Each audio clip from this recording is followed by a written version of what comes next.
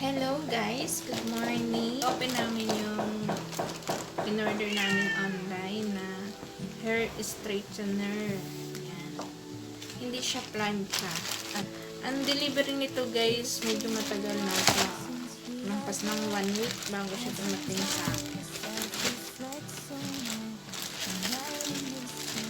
Bumili ako nito kasi buhag-hag na yung buhok ko. Tapos yung sa anak kong buhok, ayan yung buhok niya.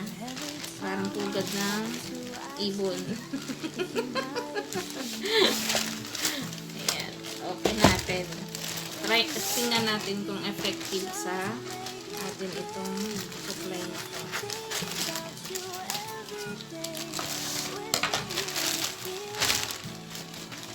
Ayan, naka-bubble tuck.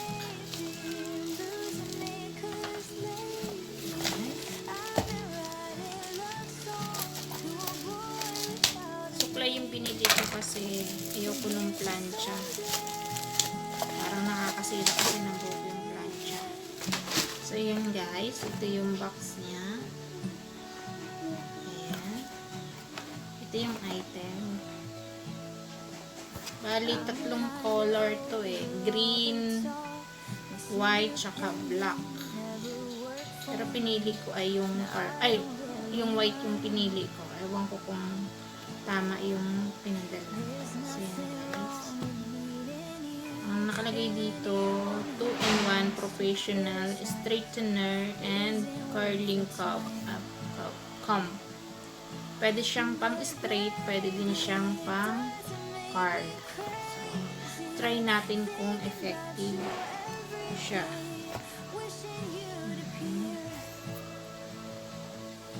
Ayan yung spec niya. Spec niya. 220 voltage. Ang bigat niya ay 378 grams. Yung size niya 310 times 46 times 45 mm. So, ang tawag sa kanya, nag-iinit siya ng 130 to 200 Celsius.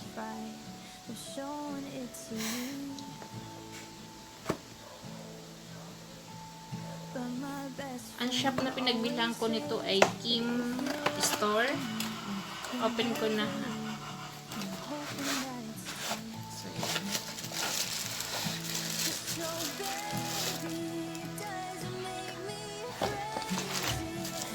ito. Maganda yung cord niya. Mukhang makapal yung cord niya. Bilog na makapal yung iwas sunog ng wire. Makapal. Maganda din yung okay. So yan. Mahaba siya. 1 yard yung cord niya. Tapos, yan, may balot din.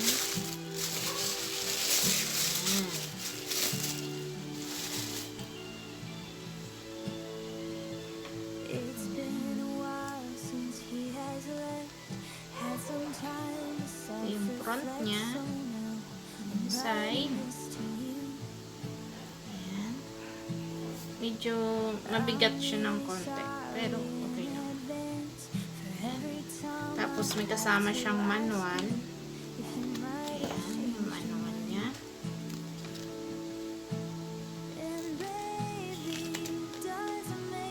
English naman yung manual niya, kaya maiintindihan natin.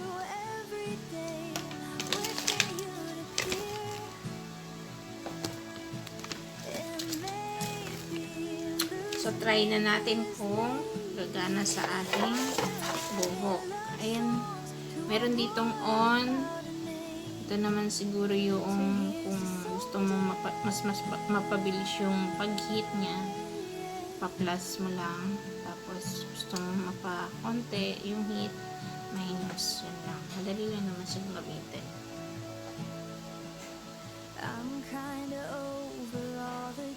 May konting dumi-dumi lang siya.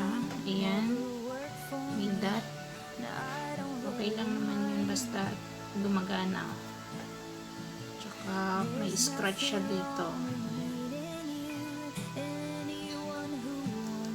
Sana magtagal.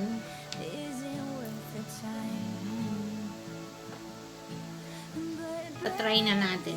Ito yung buhok ko. Suklay. Medyo wavy na siya. So, hindi naman ako nagpapariban kasi nga delikado lumabas. So, yan. Yan, nag-i-start na siya. Nagbi-blink-blink na siya. Yan. Yan na. May init na siya. Yan na. Working na siya.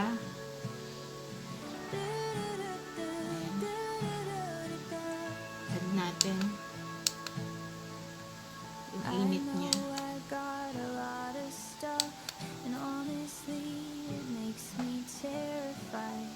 Showing it to you, but my best friend always says that if you're right Hindi pa siya umiinit. you'll never leave, and I'm hoping that it's true. So baby, Pero yung ito niya mainit. Medyo mainit. thinking about you every day, wishing you'd appear.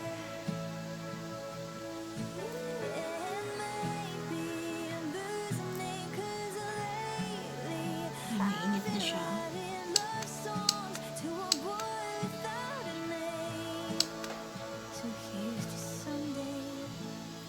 Yan, mainit na.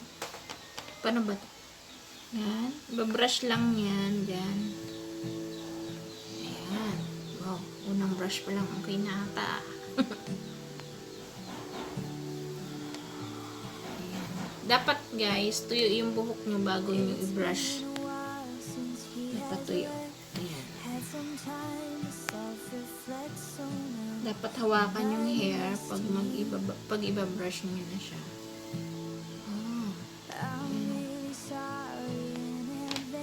Ito yung hindi pa nababrush ha. Ito na brush ko. Dito natin. Init siya guys ha.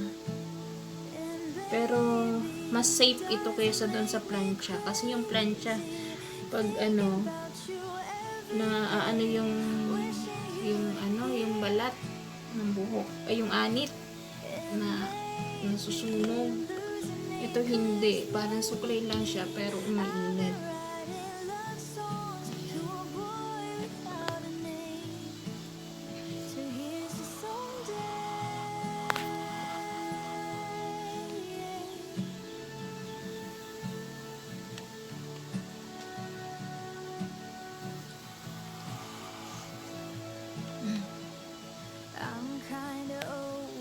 Tsaka yung amoy niya, hindi siya yung katulad ng sa plancha na parang sunog. Ito walang amoy. Ayan.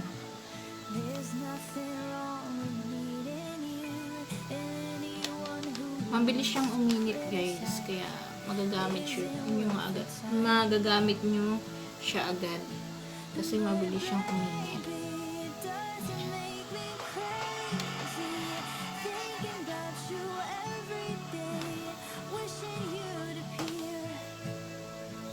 Dali lang siyang gamitin. Ayan. Dito.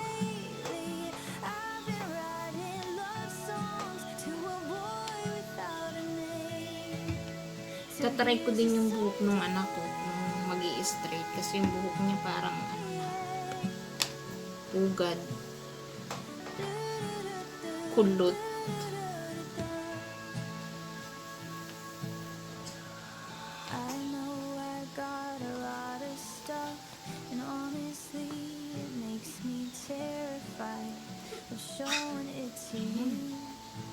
Medyo straight na siya. But my best friend always says that if you're right for me, you'll never leave. And I'm hoping that it's true. So baby, does it make me crazy thinking about you every day, wishing you'd appear.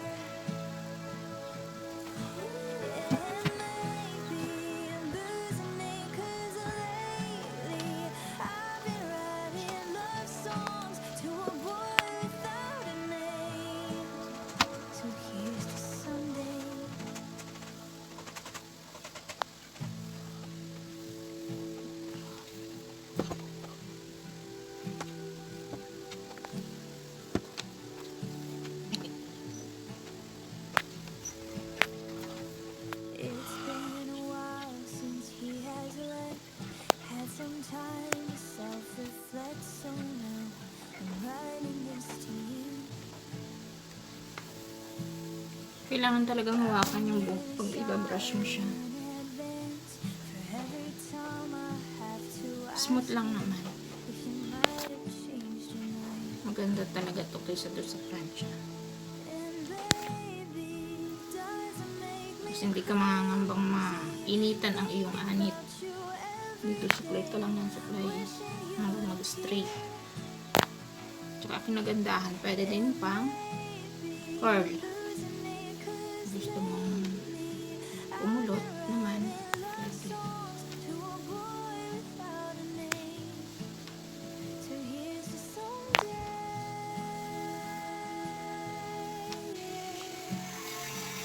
Kaya siya yung aking pinantok. Ayan, pag nilash mo siya, hindi siya maiinsan.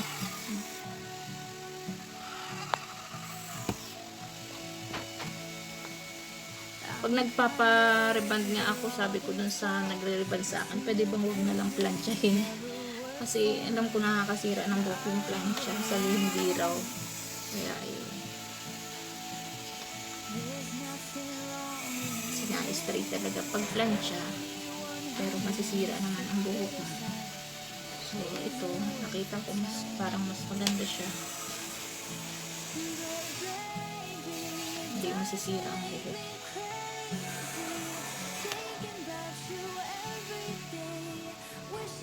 Hindi siya nangangamoy na sunog.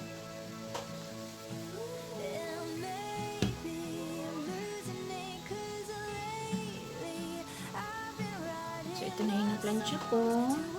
Ito yung hindi pa. Ayan.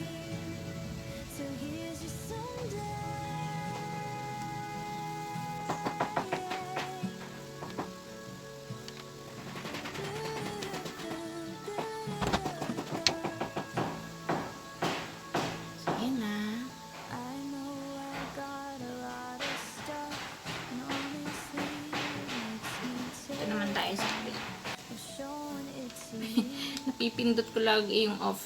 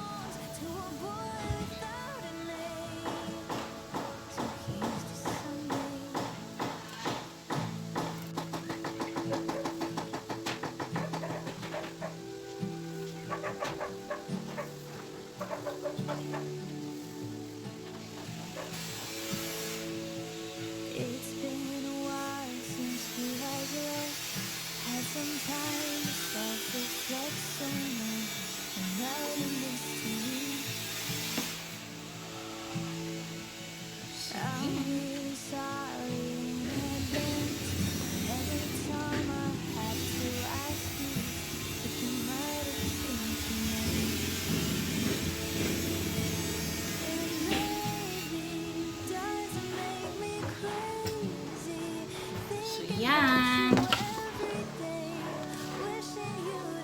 Diba? Ganda na.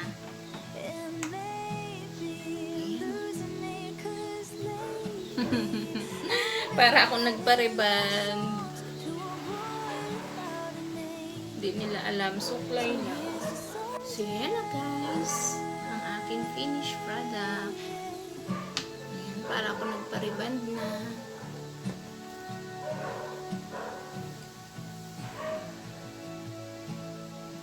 Try naman natin yung buhok ng anak ko kasi mas kulot yung buhok niya eh. So, yan.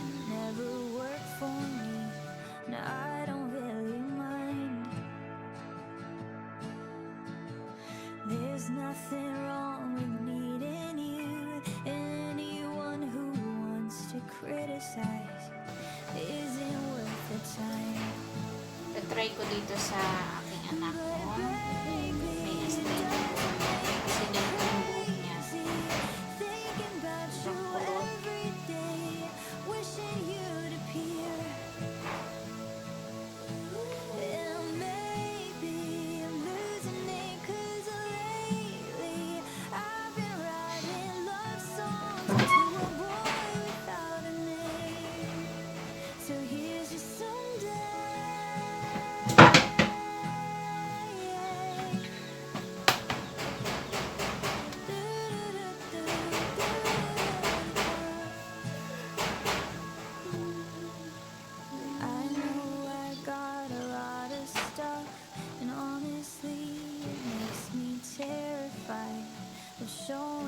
to you.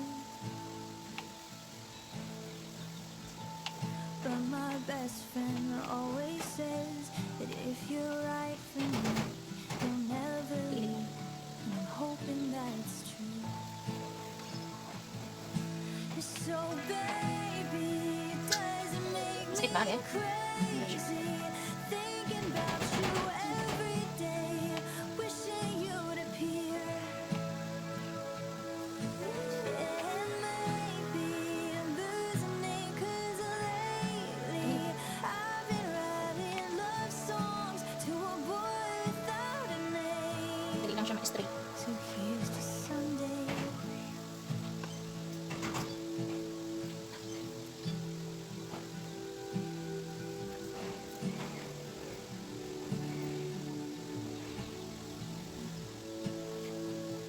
It's been a while since he has left. Had some time to self-reflect, so now I'm writing this to you. I'm really sorry in advance for every time I have to ask you if you might have changed your mind. And baby, does it make me crazy thinking about you every day, wishing you'd appear? And maybe I'm losing it 'cause lately I've been writing love songs to a boy without a name. So here's to someday.